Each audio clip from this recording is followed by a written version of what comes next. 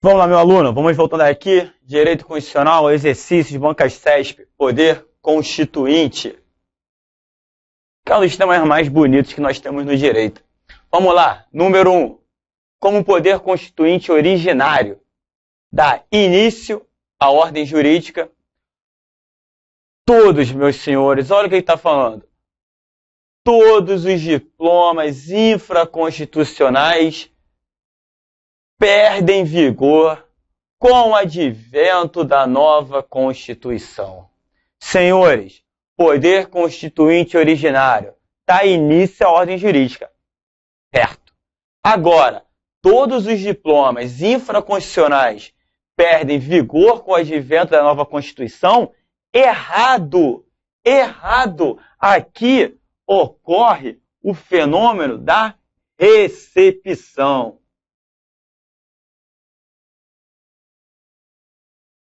Como assim o fenômeno da recepção? Significa o quê? Que determinadas normas, que diplomas, que matérias, as infraconstitucionais, poderão o quê? Serem recepcionadas pela nova Constituição. Mas essa recepção vai ser de acordo o quê? Com a materialidade. Ou seja, o diploma infraconstitucional tem que ser materialmente compatível com a nova Constituição. Eu falei materialmente, não formal. Por que não formal? Porque formal forma. Formal é a forma que se elaborou o quê? A nova Constituição. Então, as matérias infraconstitucionais, aquelas que estão abaixo do vértice da Constituição, se forem materialmente compatíveis, ou seja, se a matéria dessa legislação, desse diploma infraconstitucional for compatível com o que a nossa nova Constituição trouxe, a gente recepciona. É o fenômeno da recepção. Se a matéria infraconstitucional, aquela que está abaixo da Constituição, não for materialmente compatível, aí ocorre a revogação. Vamos aqui, senhores. Recepção é muito simples. Vamos aqui. Eu tenho o poder constituinte originário. O poder constituinte originário. Um poder constituinte originário que é o quê? Inicial. Que é incondicionado.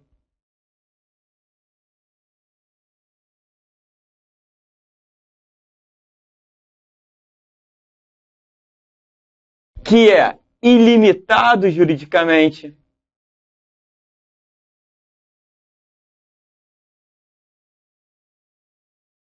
Que é como a CESP adora chamar, por conta do professor Alexandre de Moraes, autônomo. Que é soberano.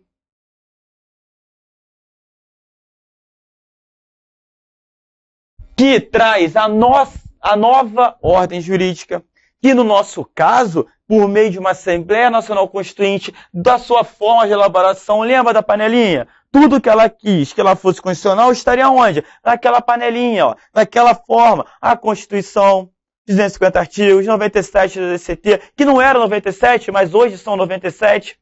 Então, tudo que fosse constitucional estaria dentro daquela panela.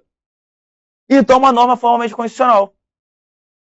Aí vem o poder constituinte originário inaugurando uma nova ordem jurídica.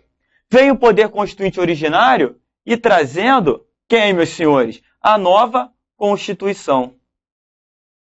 Aqui nós temos a nova Constituição. A nova Constituição, que como nós sabemos pela pirâmide de Kelsen, ela está no topo do ordenamento jurídico. E todas as leis infraconstitucionais têm o quê? Que respeitá-las. Mas agora, senhores, e tudo aquilo que já existia? aquela Constituição que já existia. Aquela legislação infraconstitucional, que foi o que a questão veio falando, que já existia. Vamos lá.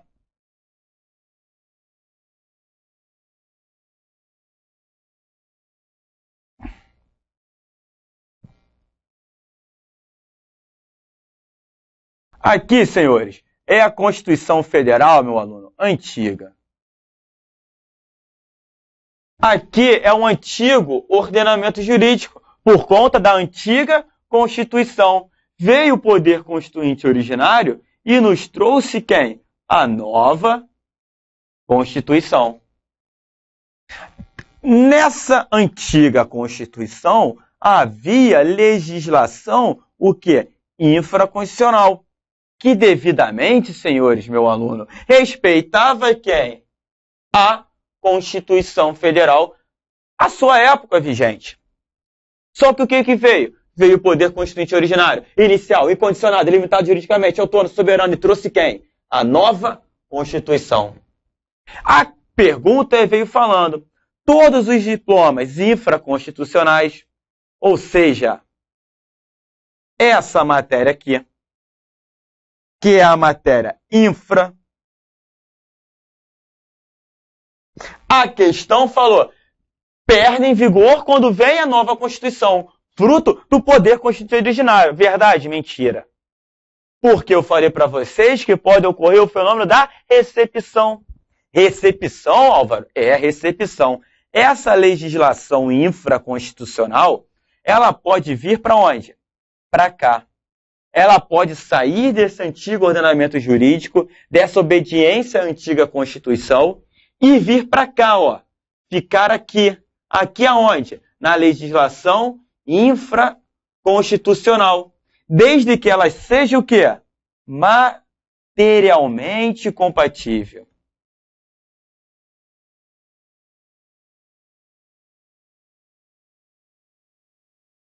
Ela tem que ser materialmente compatível. Mas materialmente compatível com quem? Com a nossa nova Constituição.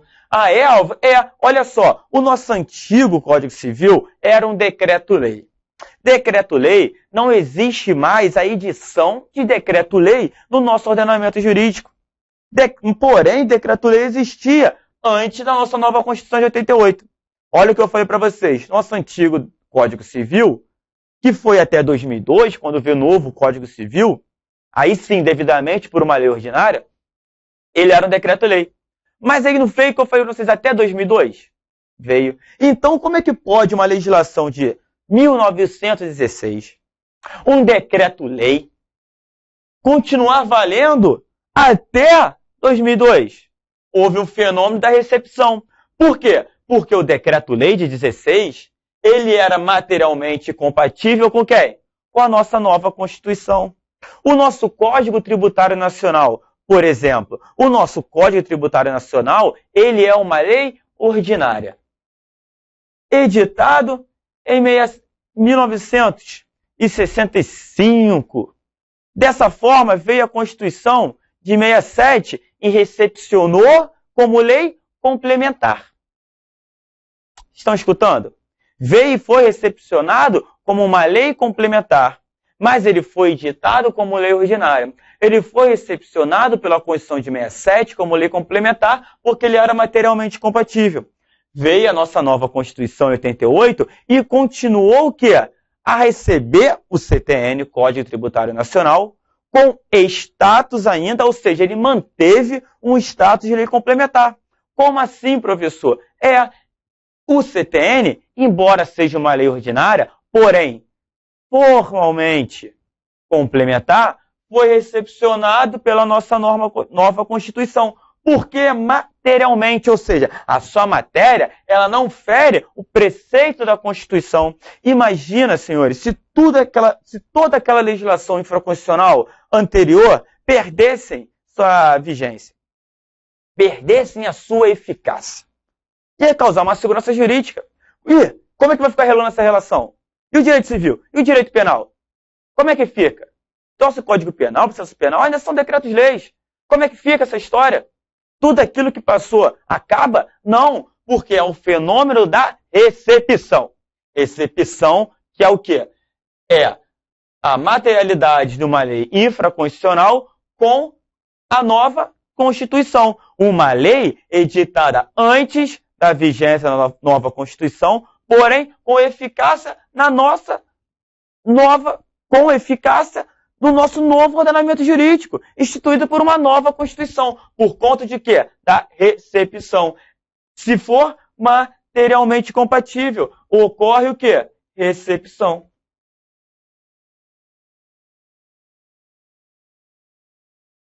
Alva, e se aquela matéria não for materialmente compatível? A revogação. Haverá uma revogação. Ou uma revogação total, ou uma revogação parcial. Haverá uma revogação. Dessa forma, importante saber isso, a legislação infraconstitucional, ela não perderá seu vigor de pronto. Primeiro, eu tenho que saber o que, se ela é materialmente compatível com a nossa nova Constituição. É simples, meu povo, meu aluno, olha só, materialmente compatível. Exemplo, Código Civil, o nosso antigo Código Civil, era um decreto-lei 1916. Nossa nova Constituição, de 88. 88 não prevê edição de decreto-lei. Então como eu tive um decreto-lei vigorando até 2002? Por conta da recepção. Por quê? Porque aquele decreto-lei, ele era materialmente. A sua matéria era compatível com a matéria prevista na Constituição. Então houve o fenômeno da recepção. A recepção, ela ocorre com a matéria infraconstitucional. Ok? Então, recepção, eu estou falando de matéria infraconstitucional. Infraconstitucional. Abaixo de quem? Da Constituição. Agora, meu aluno, eu vou mais além. E a antiga Constituição Federal? Ou seja, o que acontece com essa antiga Constituição Federal? Recepcionamos? Há essa questão de recepção, se ela for material, a antiga recepção constitucional, no nosso ordenamento jurídico, não. Ou seja, nós, no Brasil, nosso ordenamento jurídico, ele não adota a teoria da desconstitucionalização. Meu povo, meu aluno, olha só, pelo português, desconstitucionalização. Constitucionalização. Desconstitucionalização. Eu vou deixar de ser constitucional. Ou seja, tenho como a matéria da antiga Constituição ser recepcionada com o advento da nova Constituição de maneira infraconstitucional? Não, porque nós, no nosso ordenamento jurídico, aqui no Brasil, nós não adotamos a teoria da dupla revisão, da teoria da desconstitucionalização. A matéria da antiga Constituição, aquilo que era constitucional, morreu. Igual diz o Tiririca. Aquilo que era da antiga Constituição, acaba. Não há o quê? Recepção de maneira infraconstitucional de matéria da antiga Constituição. Por quê? Não admitimos a teoria da desconstitucionalização. O que há é recepção material de normas infraconstitucionais. Então, bem claro, a legislação infraconstitucional anterior à nossa nova Constituição, o que acontece com ela? Ela poderá ser o quê? Recepcionada, desde que ela seja materialmente compatível com a nova Constituição. Eu falei de legislação infraconstitucional, que está abaixo da Constitucional. E a matéria da antiga Constituição, meu aluno? A antiga Constituição, ela, fecha a conta e passa a régua. Não tem o quê? Vigência no novo ordenamento jurídico. Ok? Não há vigência no novo ordenamento jurídico. Por quê? Porque nós não admitimos a teoria da desconstitucionalização. Desconstitucionalização. Deixar de ser constitucional. Ou seja, a matéria da antiga Constituição, ela não pode deixar de ser constitucional com o advento da nova Constituição e dessa forma se tornar infra. Por quê? A recepção é só de matéria infraconstitucional, desde que materialmente compatível. A antiga Constituição, acabou com a nossa nova Constituição. Então, entendido isso, recepção é de lei infraconstitucional, desde que materialmente compatível. Se não for, revoga, tacitamente ou expressamente. Ok, meu aluno? Beleza? Então, vamos voltar. Então, como o poder constituinte originário, que vimos, incondicionado, ilimitado juridicamente, inicial, soberano, autônomo, dá início à nova ordem jurídica, todos os diplomas, olha só, infraconstitucionais, perdem vigor com o advento da nova Constituição. Errado, porque ao fenômeno da recepção, desde que seja materialmente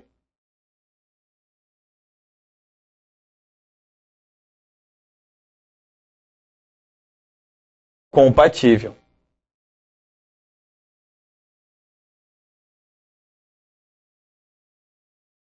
Tá vendo? Materialmente, a matéria dessa legislação infraconstitucional tem que ser compatível com a matéria da Constituição. Não confundir materialmente compatível com o fato da nossa Constituição ser formal, porque o que tem que ser materialmente é a lei infra. Formal é a norma constitucional. Não há o que confundir. Formal é a nossa Constituição da panela. Materialmente compatível é a lei infra, que estava no antigo ordenamento jurídico, ou seja, sob a égide de uma antiga Constituição, que foi o que? Recepcionada, porque é compatível com a norma da Constituição. Show de bola. 2. Um fazendeiro que detém a propriedade de nascente de água desde setembro de 88. Meu aluno, essa questão aqui, vou te falar, é a ótima de uma pegadinha. Olhem lá. Um fazendeiro que detém a propriedade nascente de água desde setembro de 88.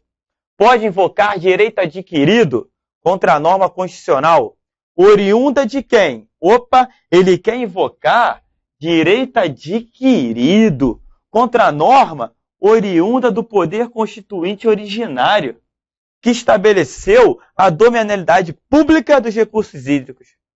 Meu aluno, o que a banca veio na pegadinha para você? Primeiro, CESP. Vamos lá. Um fazendeiro que detém a propriedade de nascente de água desde setembro de 88. Primeira coisa, a nossa Constituição, aqui que mora a pegadinha. A gente fala, Constituição, de 88. Beleza. Mas a nossa Constituição, ela é de outubro de 88. A nossa Constituição, ela foi promulgada em outubro de 88. A propriedade, ele tem de setembro. Ó, brincadeira, né? E pode invocar direito adquirido contra a norma constitucional oriunda do poder constituinte originário, ou seja, há direito adquirido em face do poder constituinte originário? Não. Olha lá, olha lá. O poder constituinte originário, ele é o quê? Inicial. Ele é incondicionado. Ele é ilimitado juridicamente, ele é autônomo, ele é soberano. Então, não há direito adquirido em face do poder constituinte originário. Não há direito adquirido em face do poder constituinte originário. Errado. Aí agora tu me pergunta, mas Álvaro, será que pode ter alguma hipótese? Pode.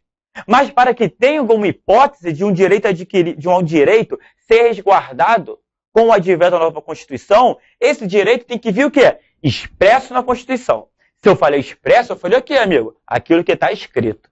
Se não veio escrito, eu não tenho que falar isso aqui. Direito adquirido em face de poder constituinte originário. Não há direito adquirido em face de poder constituinte originário. Pode ser que haja? Pode. Porém, para que haja, eu necessito que esteja expresso na Constituição. Eu necessito que esteja expresso na Constituição. Ok?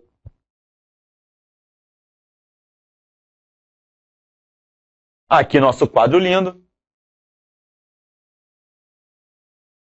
3. Quando no exercício de sua capacidade de auto-organização, o Estado-membro edita sua Constituição.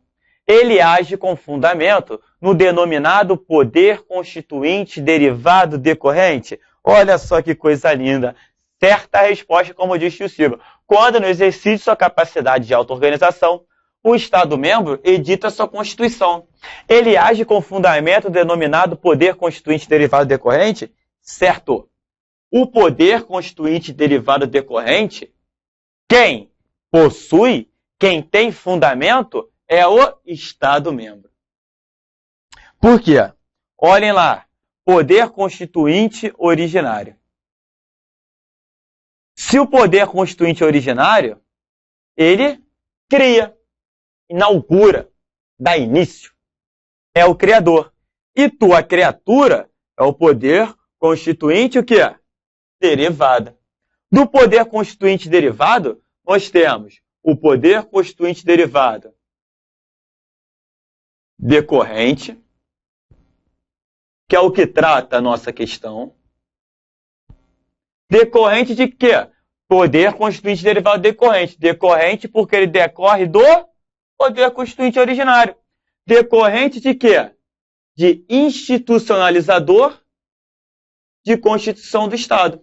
Ou seja, o poder constituinte derivado decorrente institucionaliza a Constituição do Estado. Opa! No exercício de sua capacidade de auto-organização, o Estado-membro edita sua Constituição do Estado. Com fundamento no denominado quem? Poder constituinte derivado, meu aluno, decorrente. E também vai ser decorrente de reforma da sua o quê? Constituição estadual. Poder constituinte derivado decorrente, reformador. Perdão.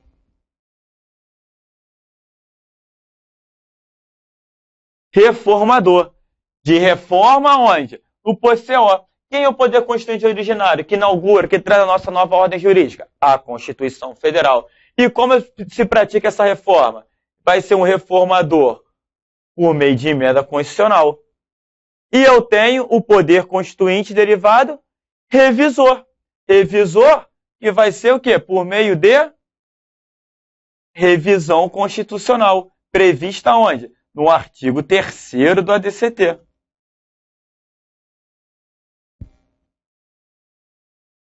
Revisão constitucional. Que está onde? Artigo 3º do ato das disposições constitucionais transitórias. Que é uma norma constitucional. Porque não estava no processo de formação ADCT. Opa, naquela panelinha. Olha o ANC. Botei minha matéria constitucional aqui. Constituição, ADCT. Então, ADCT é norma constitucional, meu aluno? É uma norma formalmente constitucional, porque estava no processo de formação. E reformador por emenda e de revisão. Olhem só com muita atenção.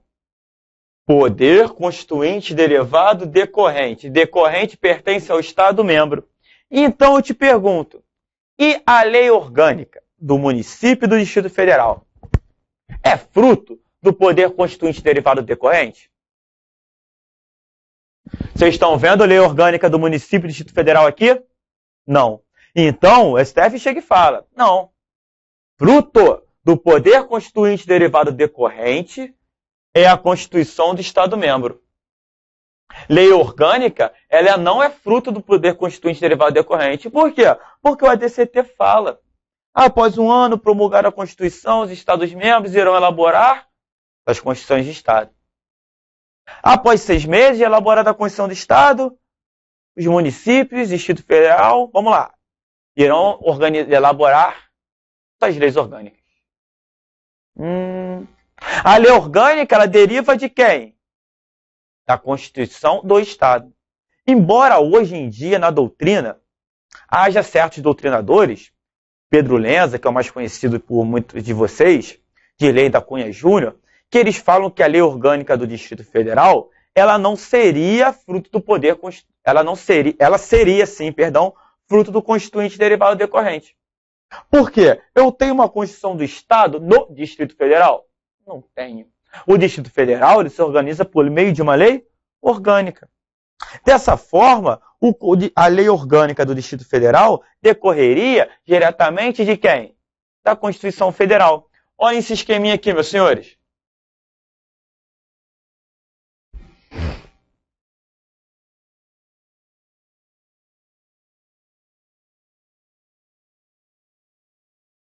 eu tenho aqui no topo a Constituição Federal. Abaixo dela, eu tenho a Constituição do Estado. A Constituição do Estado-membro, ela deriva de quem? Da Constituição Federal. Então, por isso que uma Constituição do Estado, ela é fruto do poder constituinte derivado decorrente. Porque ela decorre de quem? Da Constituição Federal. Aí agora, a lei orgânica. A lei orgânica, ela irá derivar, primeiro, da Constituição do Estado. Que, por sua vez, a Constituição do Estado observou quem? A Constituição Federal. A lei orgânica decorreu de quem? Da Constituição Federal ou ela decorreu da Constituição do Estado? Decorreu da Constituição do Estado. Então, para o STF, lei orgânica, ela não é fruto do poder constituinte derivado decorrente. E eu estou te fazendo essa ressalva, meu aluno. O Pedro Lenza, Direito da Cunha Júnior, eles falam que para eles a lei orgânica do Distrito Federal seria assim, porque a do Distrito Federal decorre diretamente da Constituição Federal. Mas o STF fala, não, lei orgânica, município ou Distrito Federal, não é fruto do poder constituinte derivado decorrente. Fruto do poder constituinte derivado decorrente, somente a Constituição do Estado. Então, quando no exercício da capacidade de auto-organização, o Estado-membro edita sua Constituição. Ele age com fundamento no denominado poder constituinte derivado decorrente. Certinho, certinho. Se fosse lei orgânica do município ou do Distrito Federal, não seria fruto do constituinte derivado decorrente. 4. O poder constituinte derivado, ou de revisão, ou de reforma, caracteriza-se por ser, senhores, se o poder constituinte é derivado, ele vai ser inicial? Lógico que não. Ele vai ser derivado. Ele vai ser autônomo? Lógico que não. Se ele é derivado, ele não é autônomo. Ele será incondicionado? Pelo contrário, ele será o quê? Condicionado. O poder constituinte derivado, ele é o quê? Derivado. Ele é o quê? Condicionado.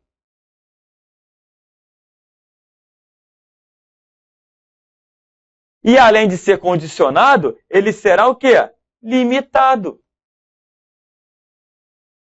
Enquanto o constituinte originário é inicial, ilimitado, incondicionado, soberano, autônomo, o constituinte derivado, ele é, como já diz o nome, derivado. Condicionado, limitado. Ele tem que seguir as regras estatuídas pelo constituinte originário.